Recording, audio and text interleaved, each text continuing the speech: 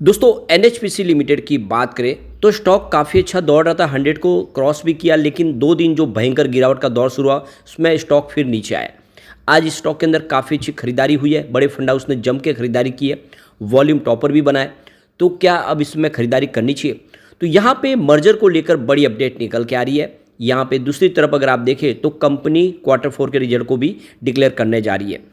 सबसे जो बड़ी बात है कि एनएचपीसी एक सरकारी मिनी रत्न कंपनी है और हाइड्रो इलेक्ट्रिक पावर प्लांट पे काम करने वाली कंपनी है, जिसके पास सोलर प्रोजेक्ट भी है और लगातार बिजनेस को बढ़ाने के लिए बहुत सारे फैसले लिए जा रहे हैं।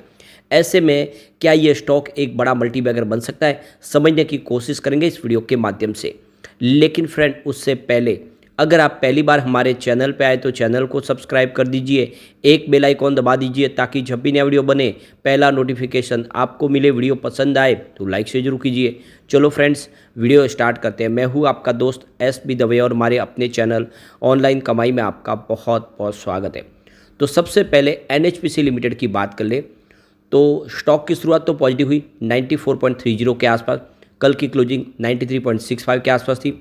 इंट्राडे में 95.50 का हाई भी बना, नहीं काफ़ी अच्छी दौड़ लगाई, लेकिन जो लो है वो 90.40 का, यानी एक ही दिन में लगभग 5 रुपये का अपडाउन देखने को मिला। निचले लेवल से लोगों ने भरपूर खरीदारी की है और आप देख सकते हो नतीजा ये रहा कि गिरावट के बाद में स्टॉक फिर संभला और 94.35 पर इसने क्लोजिंग दी है 0.75% की तेज़ी के साथ। तो एक तरह से देख सकते कि एक निचला लेवल मिला फिर से लोगों को खरीदारी का और अब यहाँ से स्टॉक के बढ़ने की संभावना बनने लगी है। वॉल्यूम ज़बरदस्त बढ़ रहा है। पिछले एक महीने पहले इसका 8 करोड़ का वॉल्यूम था, 3 करोड़ की डिलीवरी उठाएगी। 1 वीक पहले 13 करोड़ का वॉल्यूम हुआ, 4 करोड़ की डिलीवरी उठाएगी। और यहाँ पे देख सकते हो कि जो वॉल्यूम कल था वो 9 करोड़ के आसपास था, 3 करोड़ की डिलीवरी उठाएगी थी। आज वॉल्यूम बढ़ के 11 करोड़ तक पहुँच गया, ज़बरदस्त बड़ा वॉल्यूम। और देख सकते हो कि पूरे बाजार में वॉल्यूम के मामले में नंबर 4 पे रहा, यानी टॉप 5 में शामिल हुआ। तो ये क्लियरली आप समझ सकते हो कि अब लोगों का रुझान स्टॉक की तरफ पॉजिटिव होने लगा है। और आप देख सकते हो कि इसने अभी रिसेंटली 115 का ही बनाया था, उस लेवल से अभी भी 20 रुपये स्टॉक नीचे है और आने वाले समय इसमें संभावना पॉजिटिव बन सकती है। अब यहाँ पे जो बड़ी अपडेट निकल के आ रही है, एनएचपीसी लिमिटेड की तरफ से एक्सचेंज को इसकी जानकारी दी है नोटिस के माध्यम से। तो यहाँ पे देखो कि 30/9/2023 के लेटर के अनुसार यहाँ पे जो अब कार्रवाई आगे बढ़ रही है उसी को लेकर यहाँ पे जानकारी दी गई है मिनिस्ट्री ऑफ कॉरपोरेट अफेयर्स की तरफ से, यानी MCA की तरफ से। यहाँ पे 30/5/2024 को, यानी इसी महीने की 30 तारीख को मर्जर की प्रक्रिया को लेकर यहाँ पे हियरिंग होगी। इसमें आप देख सकते हो कि जो Lanco Teesta hydro power plant limited company है, जो इनकी होली सब्सिडीज कंपनी है, और एनएचपीसी लिमिटेड जो इसकी कंपनी के अंदर इसको मर्जर होने जा रहा है।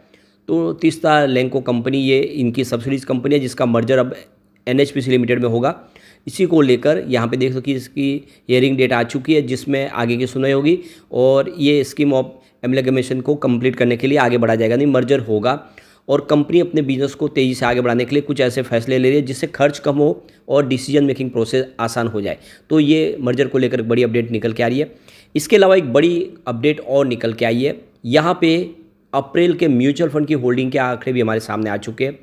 तो 10 म्यूचुअल फंड है, यहाँ पे देख सकते हो कि इस बार नया इन्वेस्टमेंट किया है एनएचपीसी लिमिटेड में, लेकिन सामने 10 म्यूचुअल फंड ने अपनी होल्डिंग बेची भी है, यानी जो बैलेंस है वो बिल्कुल बना है, पलड़ा एक जैसा ही है, यानी जितने म्यूचुअल फंड यहाँ से निकले उतने ही म्यूचुअल फंड ने फ्रेश एंट्री कर ली है।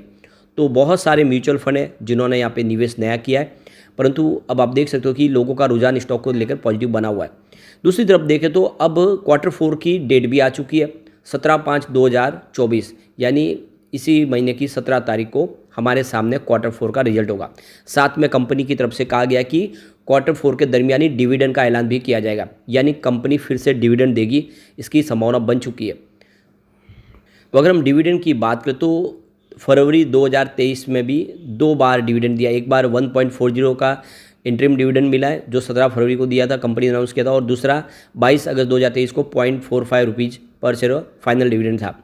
तो अब की बार 22 फरवरी 2024 को फिर से देखें तो 1.40 का इंटरिम डिविडेंड मिला, तो इस बार भी हो सकता है कि 0.45 पैसे फाइनल डिविडेंड के तौर पे दिया जाए कंपनी की तरफ से, ऐसी संभावना दिख रही है। अब यहाँ पे रिजल्ट की बात करें तो पिछले अगर हम रिजल्ट देखें तो रेवेन्यू पिछली बार कुछ कम जरूर रहा था। यहाँ पे आप देखिए जून 2023 में 2570 करोड़ के आसपास रेवेन्यू था, वो सितंबर में गिर के 2485 करोड़ के आसपास है और दिसंबर में 1697 करोड़ के आसपास है। तो रिवेन्यू गिरा है, आप देख सकते हो पिछले 3 क्वार्टर में रिवेन्यू कम होता हुआ दिखाई देगा। इस बार संभावना कुछ अच्छी दिख रही है क्योंकि जो इनकी जो बाढ़ आई थी उसकी प्रॉब्लम निकली और ये गर्मी का सीजन है, इसमें इलेक्ट्रिसिटी कंजम्पशन बढ़ता है तो इसका फ़ायदा देखने को मिल सकता है। अब अदर इनकम देखें तो उसमें वृद्धि अच्छी हुई है दिसंबर में, देख सकते हो कि जून में 278 करोड़ के आसपास थी जो सितंबर में 129 करोड़ हुई और दिसंबर में 621 करोड़ के आसपास अदर इनकम थी। तो अदर इनकम कंपनी को मिली है। टोटल इनकम की बात करें तो 2849 करोड़ के आसपास थी जून में, जो सितंबर में 2614 करोड़ के आसपास इतनी कम हुई और यहाँ पे दिसंबर में भी देखें तो 2318 करोड़ के आसपास। तो टोटल इनकम में कमी आई है। यहाँ पे नेट प्रॉफिट की बात कर ले तो 1052 करोड़ के आसपास था जून 2023 में, जो सितंबर में यहाँ पे देख सकते हो कि बढ़ के 1447 करोड़ तक पहुँच गया। लेकिन दिसंबर में प्रॉफिट में ज़बरदस्त गिरावट आई थी, 546 करोड़ का ही नेट प्रॉफिट रहा। तो कुल मिला के देखें तो ये जो दिसंबर था कमज़ोर था, इस बार पॉजिटिव रहने की पूरी संभावना है। साथ में अब आप देख सकते हो कि कंपनी की तरफ से कुछ संभावना और हो सकती है, कुछ और अनाउंसमेंट हो सकती है जिसका हमें इंतजार करना होगा रिजल्ट के दौरान। अब चलते हैं कुछ बड़ी डील की तरफ। तो यहाँ पे देखो कि सुबह 9:15 पर 94.80 की प्राइस से 6,12,000 शेयरों की एक बड़ी खरीदारी हुई। फिर 9:18 पर 95 की प्राइस से 4,57,000 शेयरों की एक बड़ी खरीदारी और हुई। फिर 9:40 पर 91.45 की प्राइस से 5,32,000 शेयरों की एक खरीदारी और हुई। उसके बाद 9:41 पर 91.15 की प्राइस से 3,37,000 शेयरों की एक खरीदारी और हुई। तो उसके बाद 9:44 पर 93.30 की प्राइस से 4,32,000 शेयरों की एक खरीदारी और हुई। तो उसी समय 9:44 पर 93.40 की प्राइस से 4,99,000 शेयरों की एक ज़बरदस्त खरीदारी और हुई। यानी जम के सुबह सुबह खरीदारी हुई। उसके बाद 2:54 पर 94.40 की प्राइस से 3,07,000 शेयरों की बिकवाली हुई और फिर 3:24 पर 94.55 की प्राइस से 2,63,000 शेयरों की बिकवाली और हुई। तो सुबह सुबह तो काफ़ी शानदार खरीदारी हुई है, लेकिन बाजार क्लोज होने के समय कुछ बिकवाली होती हुई दिखाई दी है। यहाँ पे ओवरऑल देखें तो यहाँ पे अब पॉजिटिव संभावना बनने लगी है। अब यहाँ पे कम्युनिटी सेंटीमेंट स्टॉक के साथ पूरी तरह से बना हुआ 100% बाई की कॉल है, 0% सेल और 0% होल्ड की कॉल है। तो कुल मिला के लोगों का रुझान स्टॉक की तरफ पॉजिटिव बना हुआ है।